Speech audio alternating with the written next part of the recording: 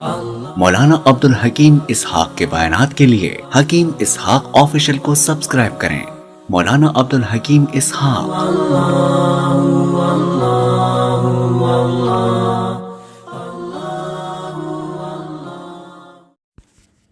بسم اللہ الرحمن الرحیم نحمده ونصلی ونسلم علی رسولہ الکریم اما بعد فاعوذ باللہ من الشیطان الرجیم بسم اللہ الرحمن الرحیم۔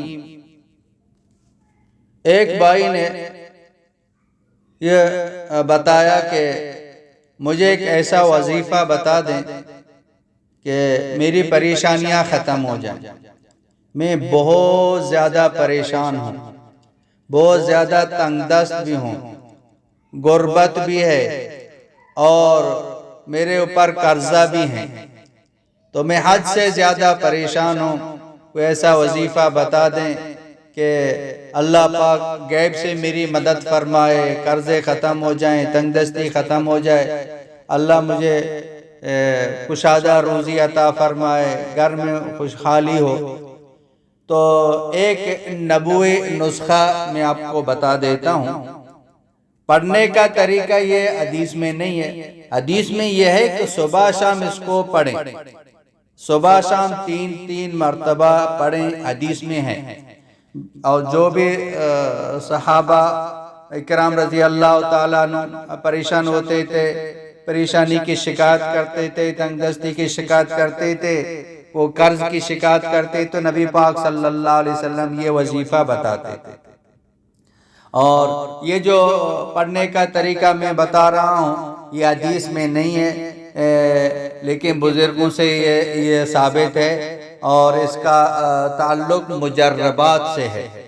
تو یہ انشاءاللہ تعالی اس کو پابندی کے ساتھ پڑھیں گے، تمام پریشانیاں، تمام غم، تمام ہم ختم ہو جائیں گے، تنگ دستیاں ختم ہو جائیں گے، آپ اور سارے گھر والے خوش ہو جائیں گے، اللہ پاک رزق کے خزانے کھول دیں گے اور قرضوں کو ایسی جگہ ادا فرمائیں گے آپ گمان بھی نہیں کر سکتے ہیں۔ آپ اس جو وظیفہ اس کو پابندی کے ساتھ پڑھیں اور یہ صبح شام پڑھیں، 100 مرتبہ پڑھیں۔ حدیث میں تو 3 مرتبہ ہے، تو زیادہ جتنا بھی آدمی چاہے تو پڑھ سکتا ہے، تو آپ اس کو 100 مرتبہ پڑھیں۔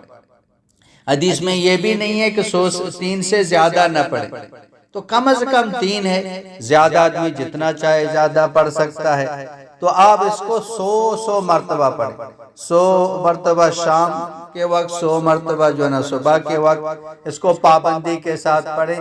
انشاءاللہ تعالی جلد از جلد چند دنوں میں آپ کے سارے مسئلے حل ہو جائیں گے، اور یہ سب کے لیے ہے اور سب کو اجازت بھی ہے، آپ اس کو پڑھ لیں۔